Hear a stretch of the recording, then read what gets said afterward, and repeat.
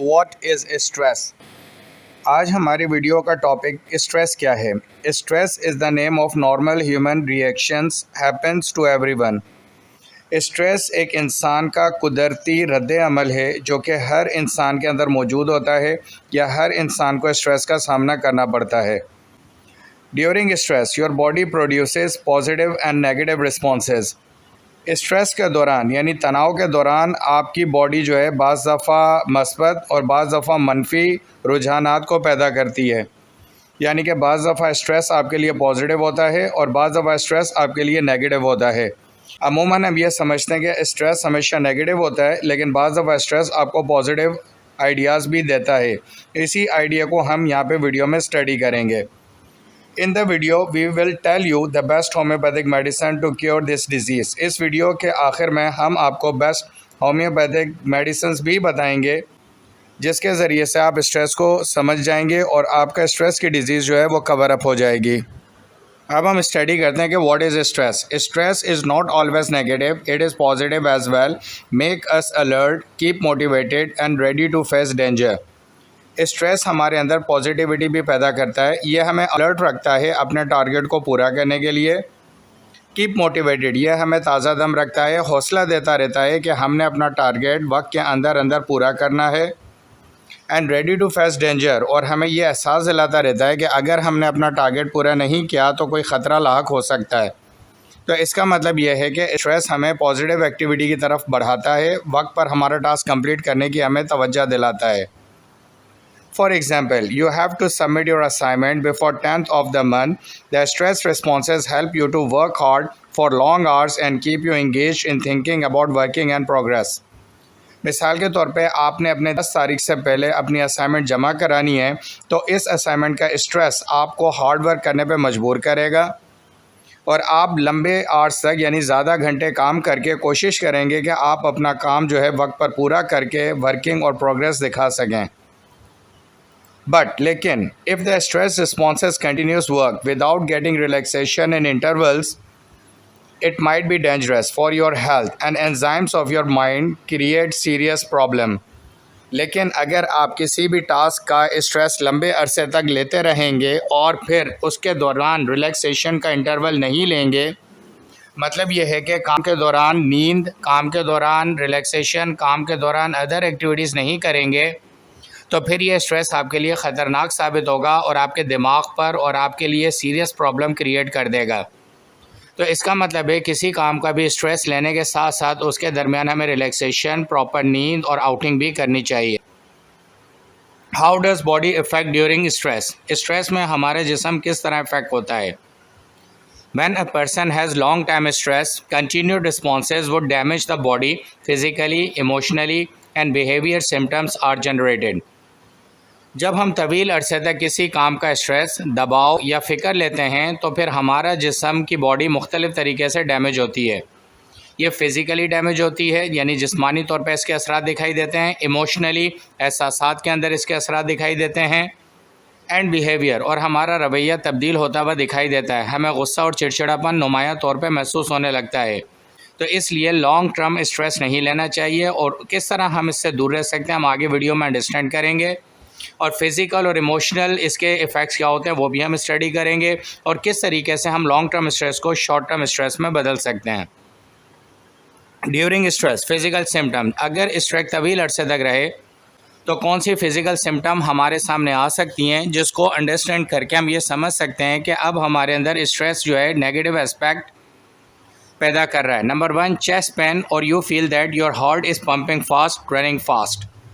Stress के दौरान आपको सीने में दर्द होगा और आपके दिल की धड़कन तेज़ हो जाएगी, दिल तेज़ी से धड़कने लगेगा।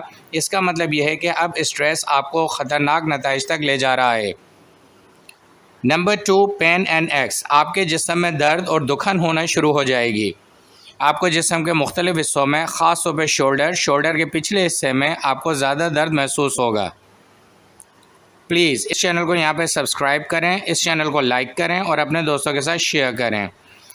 अच्छा, अब फिज़िकल सिम्टम एक और हम स्टडी करते हैं कि इंसोम्निया, जब आपको स्ट्रेस फिज़िकल सिम्टम के अंदर इंसोम्निया पैदा करेगा यानी ट्रबल स्लीपिंग, आपको नींद से दूर कर देगा। This is one of the most developed cause nowadays. Due to work stress, people are not getting peaceful sleep. आजकल स्ट्रेस की वजह से जो सबसे नुमायाँ होने वाली फ़िज़िकल सिम्टम है वो इंसोम्निया है, जिसके अंदर पेशेंट की नींद मुकम्मल तौर पे ख़त्म हो जाती है और वो स्ट्रेस की वजह से एक अच्छी नींद हासिल नहीं कर सकता। तो ये फ़िज़िकल सिम्टम हमें नुमायाँ तौर पे दिखाई देती है। एक और फिजिकल सिम्टम है, दैट इज़ एग्जॉशन। एग्जॉशन का मतलब है it means tiredness. Person can feel extreme weakness and tiredness in her his body after just doing slight work. यानी कि हल्का सा काम करने के बाद, मर्द हो या औरत हो, बच्चा हो या बड़ा हो, उसको थकन बहुत ज़्यादा महसूस होने लगती है। यानी कि थोड़े से सफ़र के बाद, थोड़े से काम के बाद, हल्के से काम के बाद भी इतनी ज़्यादा थकन महसूस होती है कि ऐसा लगता है जैसे बहुत देर से और कई घंटों से काम किया जा रहा है। Little work, minor heavy work, domestic work, यानी कि मर्दों का थोड़ा काम, छोटा काम, या ख़वातीन का डोमेस्टिक वर्क उनके अंदर बहुत ज़्यादा थकन पैदा कर देता है। तो ये भी स्ट्रेस की फ़िज़िकल सिम्टम है। एक और फिज़िकल सिम्टम स्ट्रेस की, high blood pressure. It is the most common cause of death in the world. दुनिया में आज सबसे ज़्यादा अमवात का सबब बनने वाली चीज़ हाई ब्लड प्रेशर है। Stress leads high blood pressure which can't be control easily. Stress की वजह से हाई ब्लड प्रेशर पैदा होता है, यानी कि ब्लड प्रेशर का लेवल ऊपर जाता है जो इतनी आसानी से कंट्रोल नहीं होता। लेकिन इस वीडियो में बताई जाने वाली होम्योपैथिक मेडिसिन्स इन तमाम फिज़िकल सिम्टम्स को ख़त्म करेंगी और आपको पीसफुल लाइफ की तरफ मूव कराएंगी। एक और फिज़िकल सिम्टम है जो कि अमूमन हम मिसगाइड हो जाते हैं, वो ये है कि स्टमक एंड डाइजेस्टिव प्रॉब्लम। जब भी हमें स्टमक और डाइजेस्टिव प्रॉब्लम होता है तो हम अपनी डाइट को चेक करने लगते हैं, हम अपने डाइट प्लान को देखते हैं और फिज़िकल एक्टिविटी को देखते हैं, जबकि इसका एक सबब स्ट्रेस भी होता है।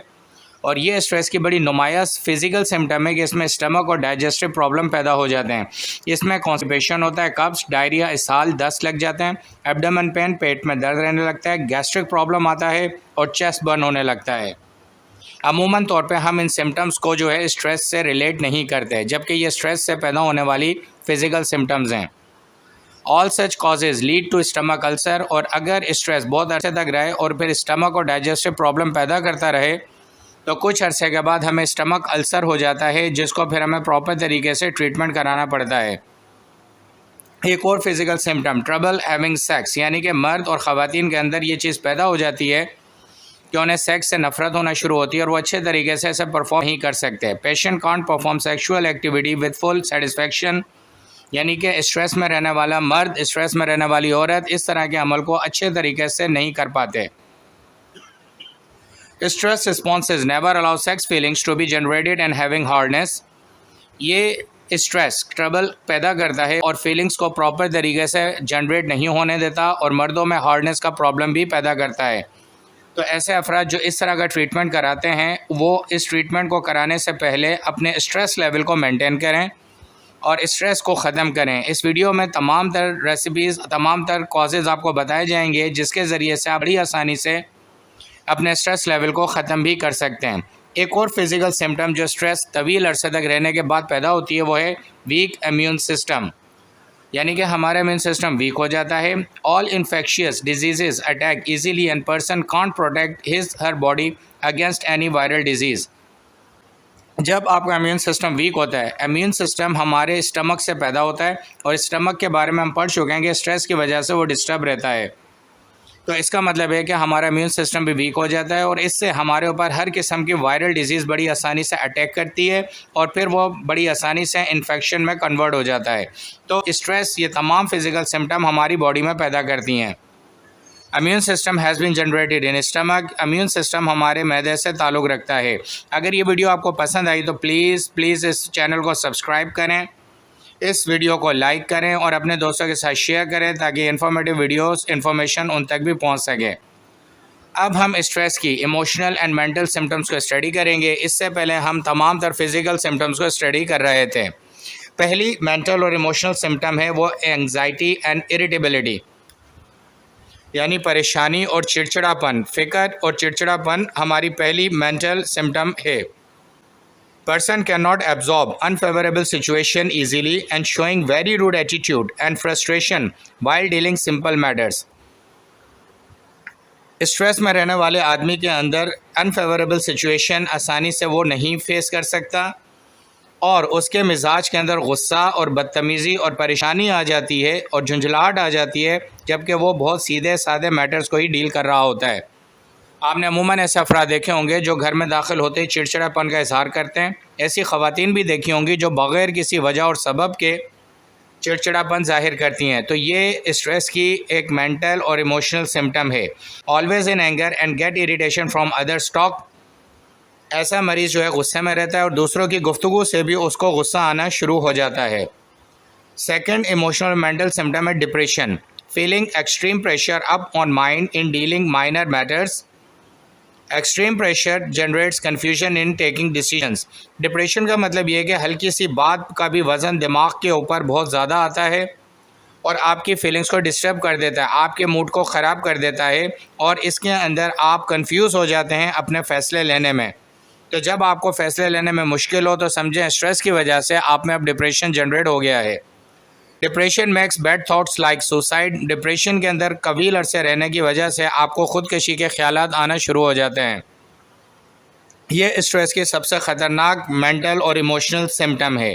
Panic attacks. आपको पैनिक अटैक होना शुरू होते हैं, यानी खौफ के हमले। Fear to start any work. आपके अंदर डर पैदा हो जाता है, कोई भी नया काम करने से आप डरते हैं।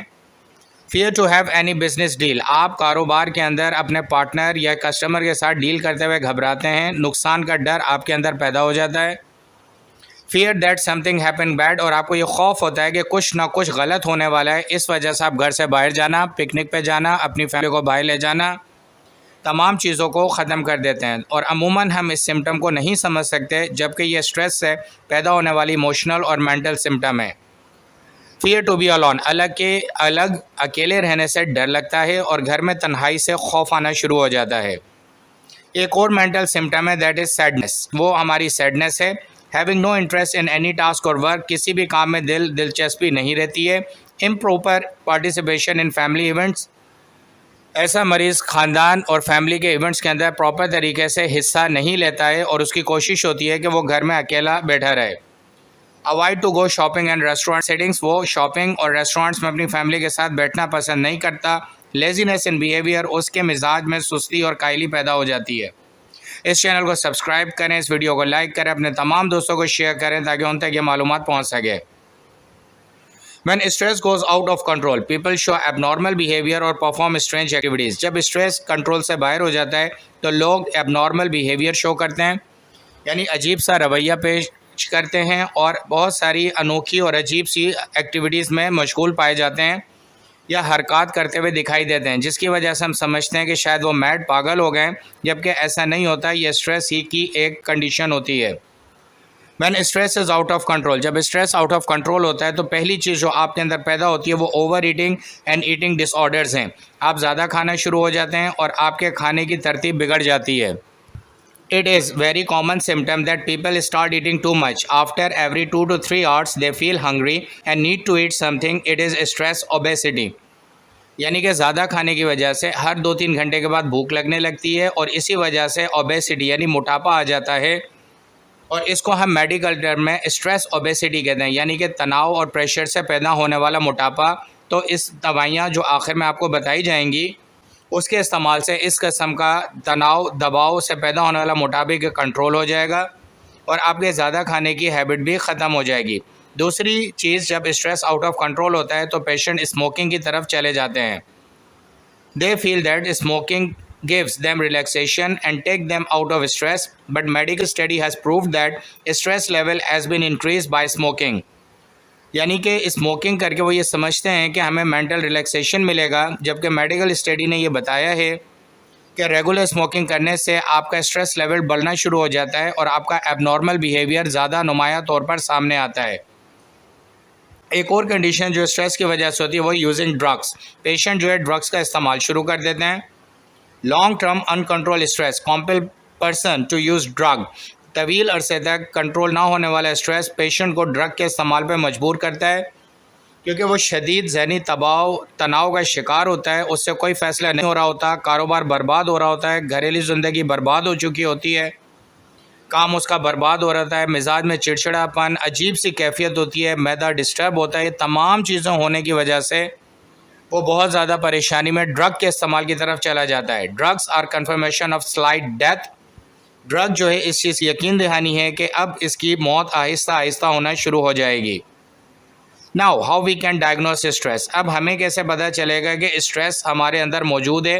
ये सारी सिम्टम्स हमने जो स्टडी की हैं इनको जांचने के लिए हमें ये भी पता होना चाहिए कि स्ट्रेस क्या है। Stress is subjective not measurable by test. Stress को जो है किसी भी सिम्टम से समझा जा सकता है, हम इसको किसी मेडिकल टेस्ट के ज़रिए नहीं जांच सकते। Some strategies to get relief from stress. कुछ स्ट्रेटजीज़ हैं जिनको करने से हम स्ट्रेस को काफ़ी हद तक ख़त्म कर सकते हैं। और मुकम्मल ख़त्म करने के लिए वीडियो के आखिर में बताई जाने वाली होम्योपैथिक मेडिसिन का इस्तेमाल है। Exercise daily, but specially when you feel stress, a little walk और a little physical activity will definitely boost your mood. Stress के दौरान एक्सरसाइज करना, हल्की सी वॉक करना या कोई फिजिकल एक्टिविटी या काम करना आपके मूड को चेंज करेगी और स्ट्रेस लेवल को नीचे लाएगी। At the end of the day, always that think what have you done successfully, not what you haven't done properly. Let it be put for tomorrow. Think less.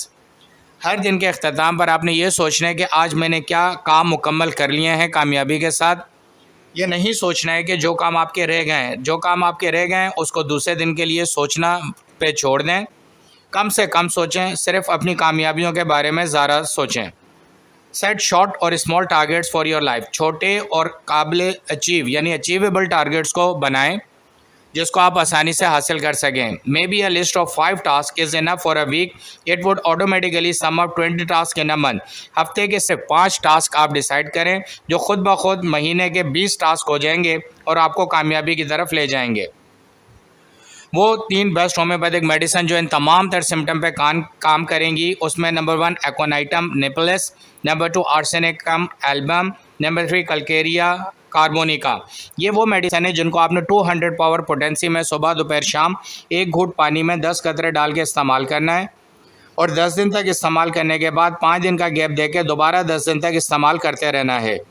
200 power potency में, दोबारा सुन लें, 1 घूंट पानी में डाल के। जब तक स्ट्रेस लेवल आपका मेंटेन नहीं होता आप 10 दिन इस्तेमाल करें, 5 दिन का गैप दें और फिर 10 दिन इस्तेमाल करें। इन दवाइयों का इस्तेमाल आपने सुबह दोपहर शाम करना है और वो तमाम चीज़ों को अप्लाई करना है जो इस वीडियो में बताई गई हैं। Thank you very much for watching this video.